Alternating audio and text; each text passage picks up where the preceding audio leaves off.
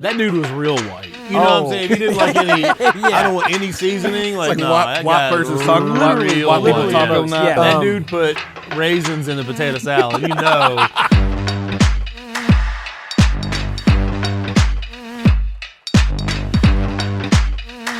Welcome back to Arsenic Culture. With you today is Matt, your host as always, and with me is Jason Lowlife Hale, who prefers the high life to make his low life seem more palatable. That's a good one. That's a good one. That's solid. And then with me again is Drew, Courtney LaPlante, will you marry me, Watts? Yeah. Yeah, which I'd that's be that's down my for middle name too. I'd be actually. down for it. Yeah. Okay. So, and we are coming to you from the void. We haven't been here in like 6 months, maybe. Yeah, I think so. I think it was just right before winter, or right before. Hell, it might have been springtime we was here. It might have been summer because we were actually out here on the patio. I think we had recording. sweatshirts on. Yeah. But here's the funny thing: it's December 27th right now, Yep. and you all are in t-shirts, Yeah. and I'm getting ready to shed this layer because it is warm outside. 65. Yeah, beautiful day. Feels like spring. So thank you, Mother Nature, for giving us this opportunity to record outside in December, which is really nice. As the Northeast gets completely hammered with snow right now. Oh, is it? Yeah. Yeah, like New York had to cancel like 300 flights or something like that. Heaviest snowfall in 4 years, and we're out here getting a suntan. So that's pretty nice. But I got a low SPF on today. I think I Yeah, ate. I think I've got nothing. yeah, I got a -2. I just rubbed myself down with coconut oil. But yeah, always happy to be back here. We thank Justin Skeens for everything they do and letting us commandeer a table outside here to record. So doing something a little fun today. We just did our New Year's episode and we did the AC Awards. Did the best of. And we did like the best story, whatever. We haven't done stories in a while. I want to do more of those. I like doing those. The reason we don't do them is because it takes time to research, and I'm lazy AF, and I don't want to actually do any work.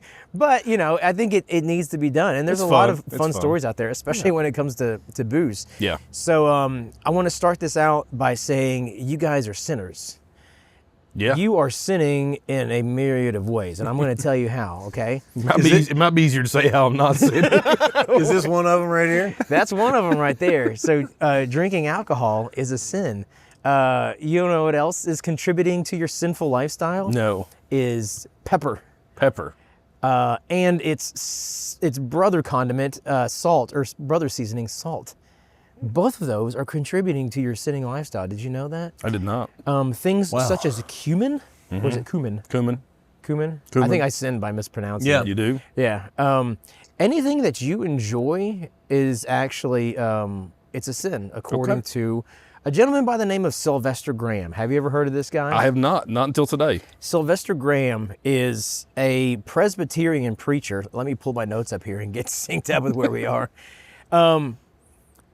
And this gentleman basically pushed the rhetoric that if you enjoy something, it's bad for you. Okay. Which I think that's kind of a thing. Like people still, Yeah, you think about it. in Like, certain circles, still do that. yeah, drinking a lot of food, too much food, stuff like that.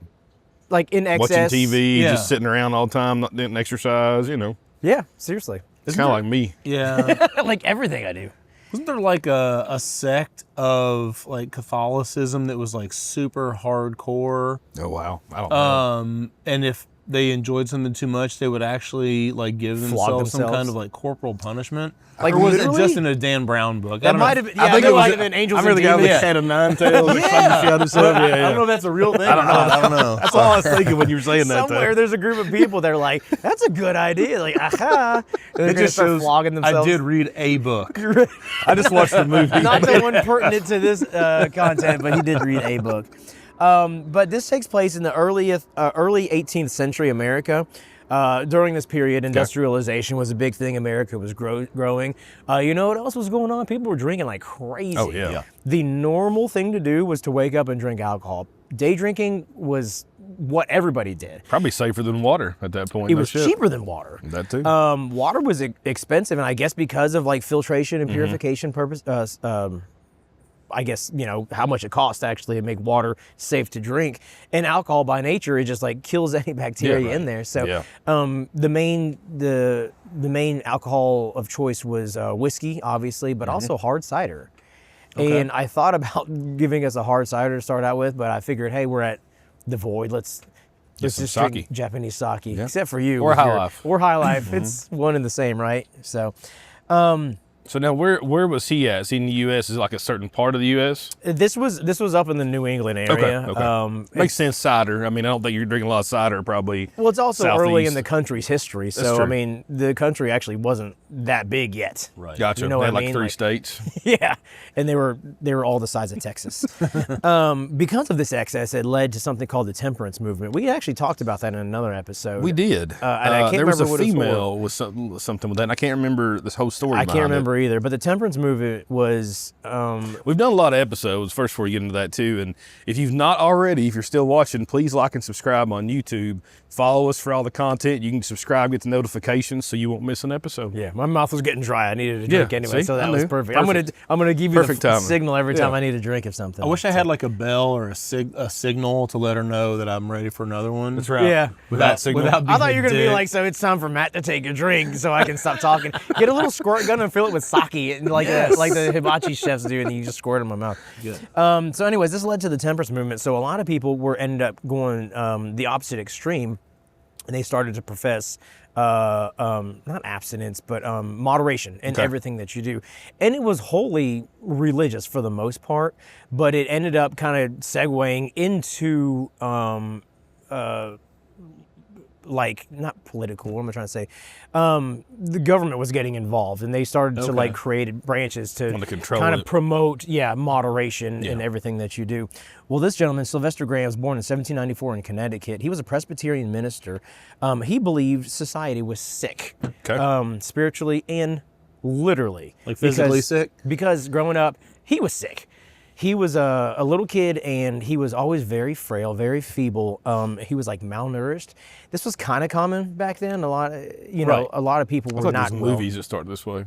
Yeah, like everybody's dead and they're covered in fleas and stuff like that. Yep. He was one of them, but he didn't die yet. So he ended up taking that literally, and he was saying, humankind is sick. Americans are sick, and a lot of that has to do with drinking, but not only drinking.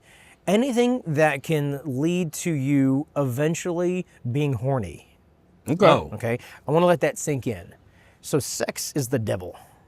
So alcohol's the devil. Alcohol makes you horny. Football's the devil. Yeah. That's what Bobby Boucher's mom said. Exactly. Sure, he went so far as to say that anything that you enjoy is ipso facto related to another type of enjoyment. He's like, just enjoying stuff and having fun, it might as well be lumped in with sex. It's all the same thing. So you're a sinner regardless of what it is that you enjoy. Yeah. So be it alcohol, be it spices, condiments. That dude was real white. You know what I'm saying? If he did like any, I don't want any seasoning. Like, no, white person's talking about real people taco night. He was really that dude put raisins in the potato salad. For damn sure. No, raisins got too much flavor. We can't do that. And the potatoes were boiled, just straight boiled and then just mashed with a hand. He spoke out against alcohol, spices, meat. Okay. Think about that. Yeah. Rich foods, condiments, sometimes even coffee and tea. Damn. Just because you can doctor them up and they can be caffeine. right? Well, and back then too, like meat was like a delicacy. I'm sure that they didn't have access to a lot of it. So red meat was like poultry the same way. I feel like all of it was. You look back then. I mean, I don't think it was like it is today. It's a staple at every meal essentially. But back then, I think it was. I think people really wanted that on their plates. They really wanted meat back then, but it just didn't have the supplies we do now. It was potatoes and cabbage. And it was hard to preserve, harder to preserve, I guess. Yeah, too. God forbid you put salt on there to try to preserve it because you'd be sinning. Yeah. Sinner. Yeah. And he blamed all these things for causing alcoholism, gambling, prostitution, social decay, and masturbation. I think it's very important that he lumps masturbation in there. By eating red meat, you're going to masturbate. I love like the visual. It's all the cumin that you put on the meat. And then they come in with their whores, the men folk. First it starts with salt and pepper. Oh my gosh, yeah, exactly. Then those hussies come into town. Yeah. So his solution to all this was to eat whole foods, not use any seasoning. Okay. Don't drink alcohol. Eat lots of vegetables. Everything had to be plain and bland. He sounds like a blast at parties. Yeah. I know, right? And the thing is, some of what he says is technically sound. Sure. You know, like eat vegetables. Well, yeah, you're supposed to eat vegetables. Yeah. But he just didn't do it for the right reasons. He wasn't like, vegetables are good for you because they have lots of vitamins and minerals. Right. He was like, vegetables, you need to eat them because you're going to go to hell if you don't. Because you hate them and you Very can't enjoy strange. anything you're eating, so eat those. Yeah, exactly right. Yeah. But if I'm going to eat broccoli, I'm going to put a shitload of salt on it anyway. And you know garlic. what I mean? Yeah. He also developed, he also pushed whole grain bread, which was actually sparked a big movement. The whole grain movement, which was popular, like 20 years ago, 15 years ago? Maybe it even was like longer. the anti-cholesterol whole grains. That was like the food pyramid. It was like the big thing, right? So yeah, that was, you remember I feel like the that food was in pyramid? the, I feel like that 50s was and in 60s maybe? Even the 80s, it was still around. Yeah, it hard. was. Yeah. They taught that. They taught that in school. Yeah, yeah. And then they did away with it because they're Yeah. like, okay, we were off. Yeah, because you had too many carbs. Like you were eating 80% carbs in your diet. And they were like, essentially. this is part of a healthy Yeah. diet. Yeah, eat lots of cereal. Yeah. You know, Yeah. with a high fructose corn syrup in it. So, this whole grain that he pushed, though, he pushed it. He actually developed coarsely milled flour, okay? And he claimed that finely milled flour, which is how they, consume their flour up until now, took away a lot of what God intended the flour to have on it, the grain. Okay. Again, he's actually onto technically something. correct Yeah, because yeah. by removing a lot of the stuff that finely milling it does, Processed, yeah. you take out all the fiber and you take out some of the nutrients. So by leaving that, it is actually better for you. But again, he's doing it for the wrong reasons, It was less adulterated. Yeah. Yes. Another sin. Yes, it is. That's just multiple versions of it according to the context there, yeah. So coarsely milled flour became known as Graham flour. It was Okay. named after him. Okay. Graham. And then this coarsely milled flour was used to make graham bread and, drum roll please, graham crackers. He see where we're is the going. founder of the graham cracker. Damn. Those are good. They are good. They're probably too sweet for him, though. You know what? They're Teddy- loaded with like sugar and flavor. Teddy Grahams are even Yeah. better. Yep. I know. It'd be great if his first name was Teddy. That would have been ironic. But and as we'll see as this goes along, graham crackers have devolved into the exact opposite of what he wanted because that's what the people want. But when they first started out, it was like probably like unleavened bread. It was like they were probably like communion crackers. Probably like a military rations, like that hardtack they would say. It's just Yeah. like essentially like a stale cracker bread kind of thing they would eat. Yeah, I have no idea what you're talking about. Yeah, but I'm gonna shake hardtack, my head. hardtack. Yeah. Nod my head on that one. Yeah, exactly. You got to be educated like me, Matt. He ended up getting a pretty strong following. People that followed his teachings were known as Grahamites, which is kind of a derivative name. I mean, you could have come up with something more clever than that. Yeah. But these people started to subscribe to what he was preaching, Okay. and he would go around and he would deliver these lectures in these speaking engagements outdoors and in different venues and try to push his agenda on people because he believed it was good for you in a spiritual way, cleanse your body. And again, he was onto some stuff, but he was off on why, In doing so, he ended up making a lot of enemies. His enemies were butchers, who sell meat, bakers, who sell sugar, and basically all the other like trades and stuff that sold spices and sweeteners and like anything with flavor. You make a cake, well, this guy's walking around saying don't eat cake. They were getting pissed off. That's a huge thing back then too, the baking and also the spice trade. Yeah. I mean, even at that time, it's still a lot of those spices you couldn't get. So Yeah. So he would go to these speaking engagements, and people would. I think he actually charged admission for a lot of these. People would pay to go and listen to him talk. And maybe he took an offering. Yeah. yeah, I know, with his graham crackers. Yeah. Yeah, as a communion. Donation encouraged at least $5. Yeah, but what also happened is all these in the Northeast, all these bakers and butchers and stuff that were getting pissed off. Butchers, bakers, and candlestick makers. Yeah. Oh my. They ended up crashing his lectures.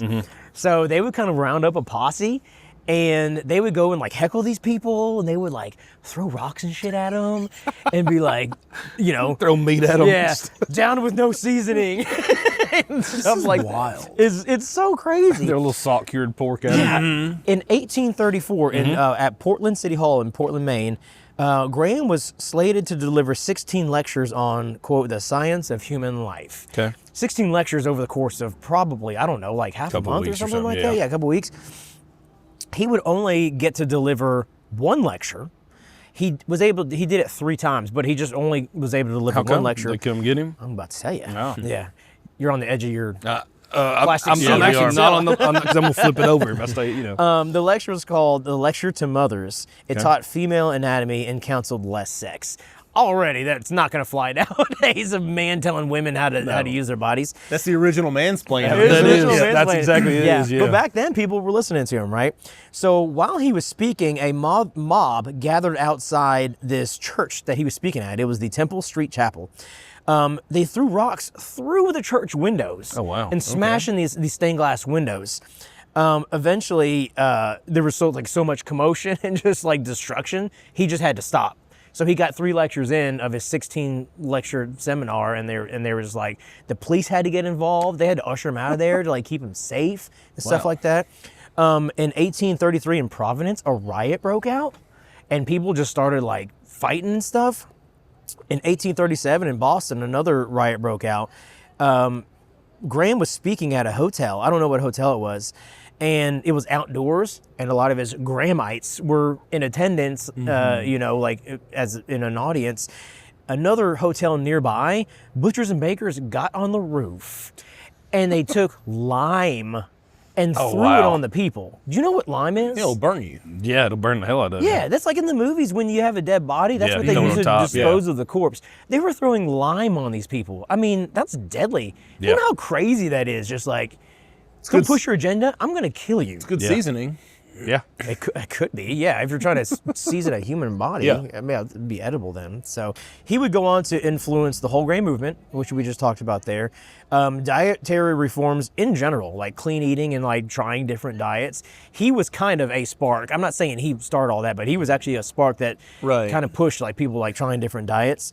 He also inspired John Harvey Kellogg, which you know the name. Cereal. Kellogg's cereals. Cornflakes. Yeah. John Harvey Kellogg developed cornflakes. He also was the inventor of granola. Like Okay. original I didn't know granola. that. Yeah. Okay. And he developed these things, like cornflakes in particular were, the way he made them is they were really soft and they're supposed to be easy to digest in the body, so that was the point. Ironically, Kellogg's now also makes Cheez-Its, Honey Smacks, Apple Jacks, Fruit Loops, Frosted Flakes, Pop-Tarts, and Pringles. So there's a little bit of seasoning in their portfolio now. But as you can see, it's capitalism won over. I think it usually does. Yeah. But it started out, this guy was just pushing like, everybody just quit drinking, and then it got in, everybody stopped eating, everybody stop enjoying what you're doing, because if you don't, you're going to masturbate. You're a and if sinner. you masturbate, you're going to go to hell.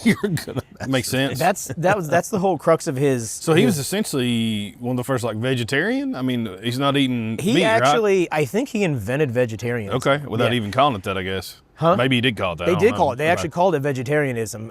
He ended up joining like a couple of councils. Like they don't think they were government funded or elected, but they were like, like scientific, not scientific. I don't know what I'm trying to say. It's basically, these like, the National Foundation for Health. I'm making that up, but stuff like that. Right. These entities to where they would actually research and promote, their own kind of like findings and stuff like that. So he died on September 11th, 1851. Malnutrition, get him. Historian Stephen Nissenbaum said while he was on his deathbed, doctors told Graham to ingest liquor and eat meat to improve his nutrition, because I guess he was like malnutrition to a degree, but they're like, you're not doing well, so let's get you some red meat, get that blood circulating, Get some get you a little iron. bit of alcohol in there. And he was like, okay.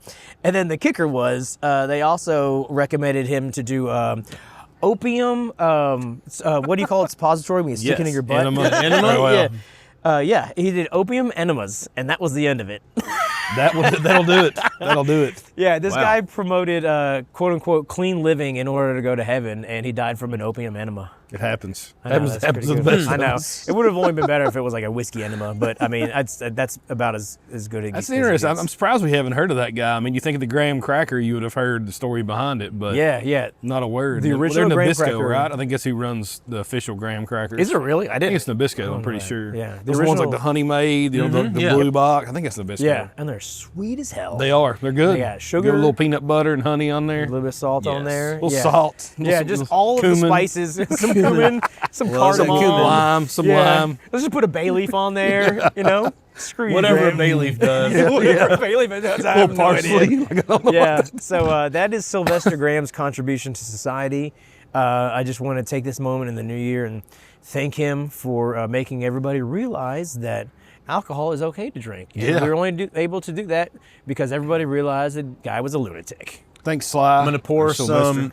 Oh wait, there's nothing to pour out because Oh, yeah. I drank it all. Because I drank it Till all. Sylvester Graham. Yeah, I so, poured mine down my glass. but the moral of the story is don't do opium enemas. Like, Yeah, that's a good period. moral. So Wait, that's on the. That's how we're closing this episode, right? I think it is, yeah. Don't do opium enemas, yeah. Guys, if you like that, then share it. For more Arsenic Culture, you can check us out on all the socials. We are at Arsenic Culture, And like and subscribe on YouTube. and we'll see you on the next one.